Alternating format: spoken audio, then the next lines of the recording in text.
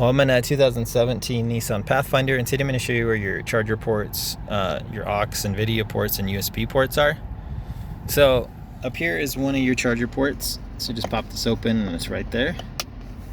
And then if you open this middle, now here you'll see like your aux ports, your video ports, and some USB ports. And then also, especially if you've got like an aftermarket radio installed, often they'll run an extra cord off to the side you can plug into here or inside the glove box. Always worth checking in there. And if for some reason these aren't working, say like these charger ports aren't working, for example, first I would check your fuses. Sometimes a burnt fuse could make these inoperable. If that doesn't work, and say especially if it's just like one of them that's not working, either here or in the middle, you might need to dig around behind the plastic to see if there's like a loose connection that needs reattached or replaced.